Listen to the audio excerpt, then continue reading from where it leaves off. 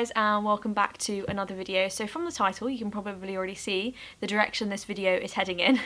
Basically I wanted to share with you my tips on like how to apply to a master's, what my application process was like, basically just shedding a bit of light on what it's like to apply and tips and things that I have for the process, because I know it can seem a bit daunting, because especially when I applied I didn't know anybody that had studied a master's or even applied for a master's, so it kind of felt like new territory. And at least when you do undergrad, the UCAS application kind of process, your school can guide you through that, whereas masters it's very much like you do that on your own. So I almost want to kind of make this video to like help you through it too, because I would have loved this when I applied for my master's last year. So for background, I am studying an MA in medical ethics and law at King's College London. I did my undergrad in law at the University of York. I graduated this year, literally just gone, and I am now in the first term of my master's course.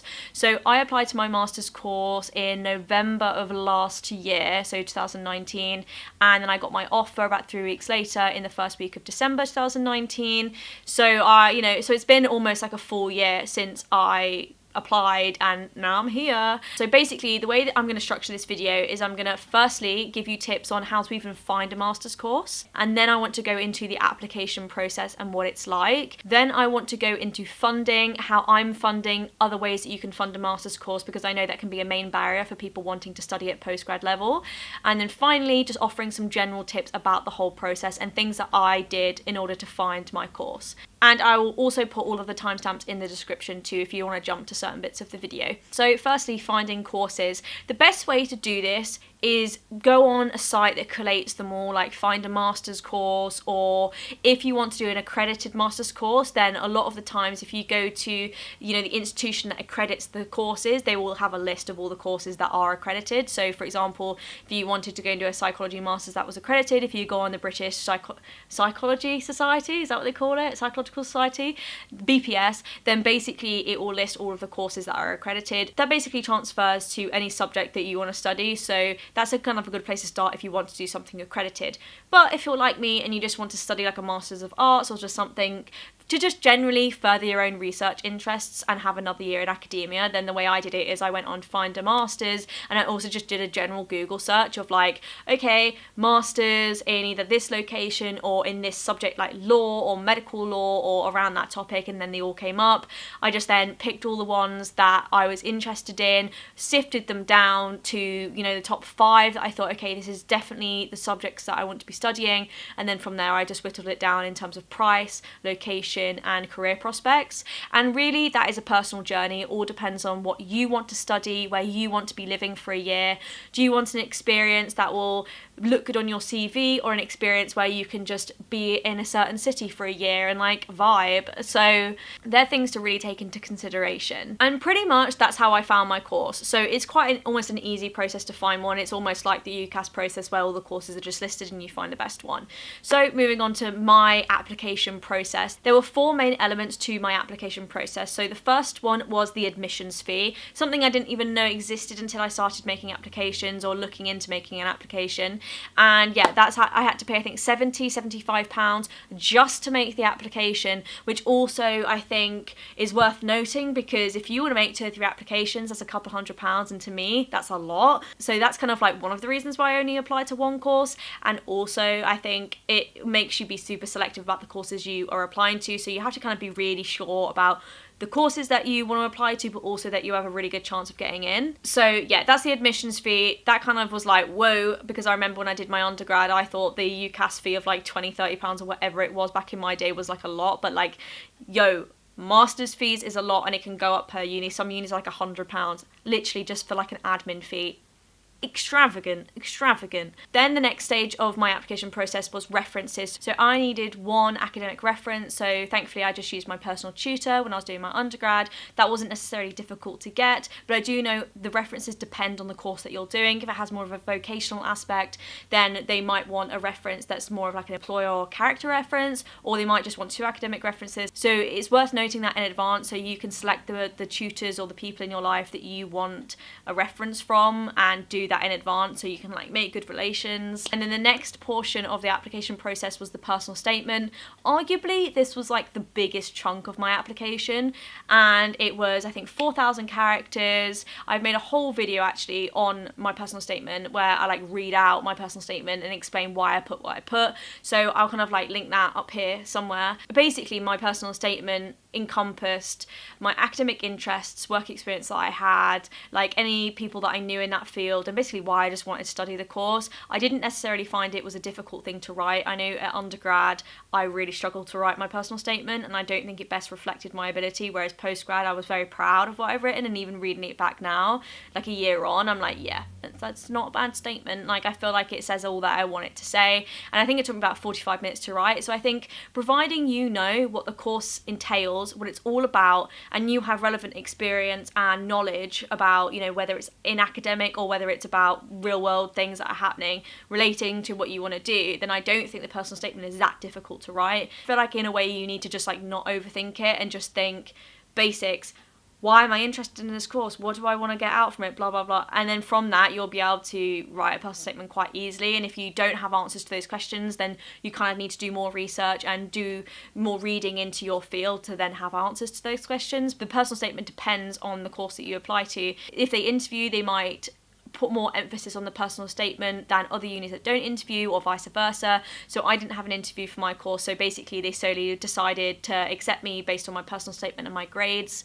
So I feel like it kind of gave it more significance in that fact. On the whole, I don't think that the personal statement is like a big thing. Like, it's not something in my experience that you need to be spending weeks on like I did, and probably most of us did when we did our undergrad. Final bit of the application process was the grade. I needed above a 65% to get on my course, so my second year grade wasn't that great, well, in comparison to what I graduated with, so it was only just above that really. So I was worried whether they'd let me in, because I wasn't like clearly past that grade, I was only a little bit, so I didn't know whether they'd think, ooh, you know, you might not be up to the standard, but thankfully they let me in.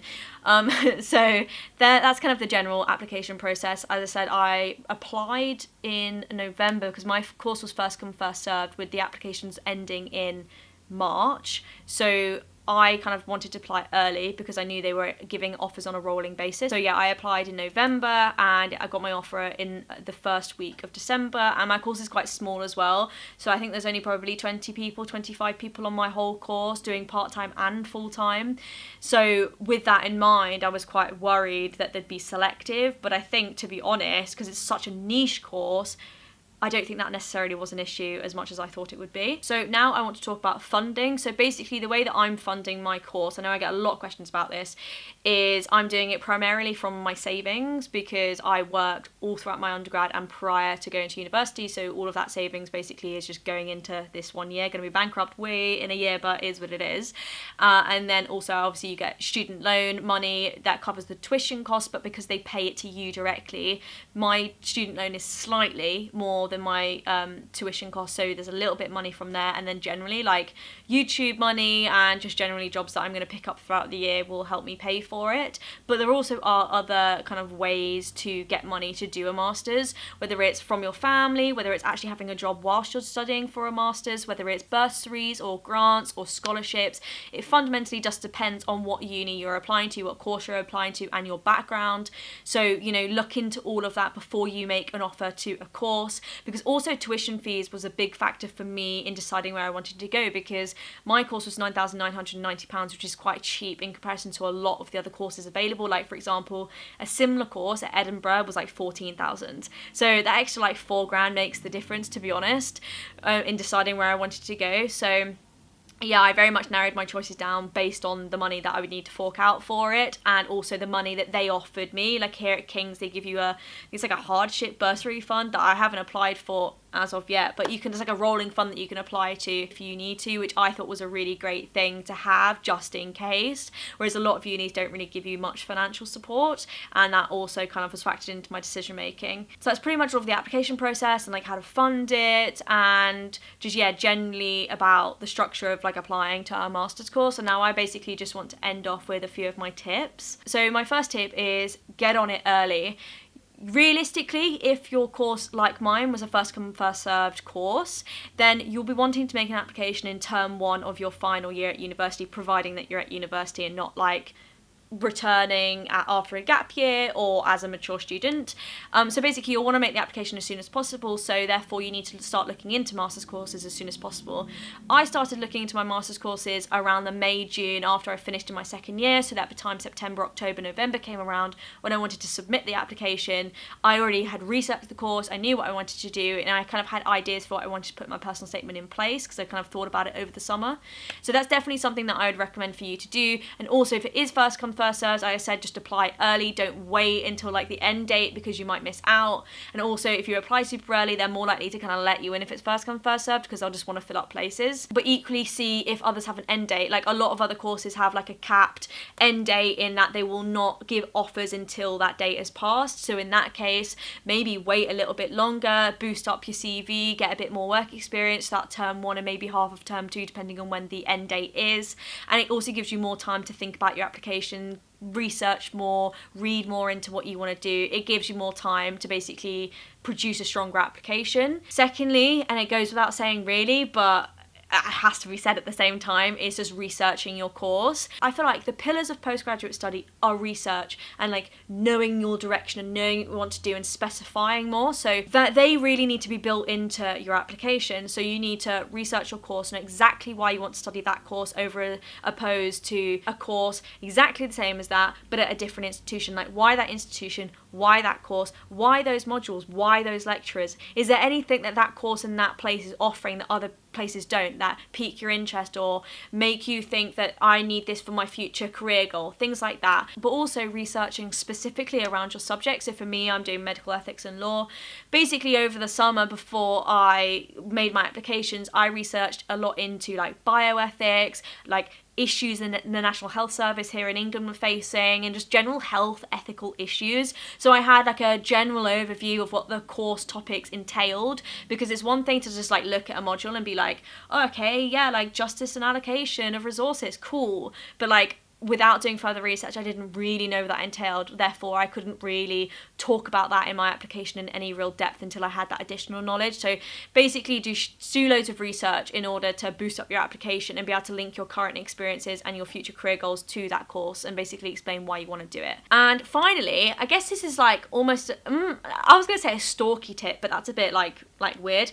It's just like research into the lecturers that will teach you on that course. One of the main things that attracted me to my course is because a few of the lecturers that teach here and a few of the lecturers that would teach me are specialists in my research interest area and in the areas that I did my dissertation and things like that on my undergrad. So for me at undergrad, I wished that people were experts or knew things about what I was writing, but they didn't. So it was very sort of just like objectively, this is your grade on what you wrote. Whereas here at postgrad, I feel like I'm going to get better researching tips. I'm also going to get a deeper connection with my subject and like my field, because I'm going to have feedback from people who are experts in this field. For me, knowing who your lecturers are, what their research interests are, and who you're likely to get for modules that you want to take should be sort of factored into your decision making process, because having a good rapport with a lecturer, knowing their teaching style, knowing like how the course is structured, what your assessments are going to be like, whether you're going to have like loads of lectures for a course, whether it's going to be primarily just like reading and a seminar, like all of that should be factored into your decision making process, because it is really important to have all of that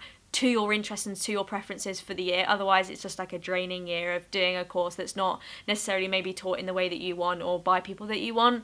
So yeah, it's really important to kind of research all of that in advance to starting or even applying to the course. That's pretty much all of my advice on applying to a master's. If you have any questions, please put them down below and I will try and get back to you. Hopefully this has helped you if you're applying to a master's this year or thinking about applying to a master's. So yeah, that's the end of this video. I hope you liked it. I will see you in the next one. I'll see you next time. Bye guys.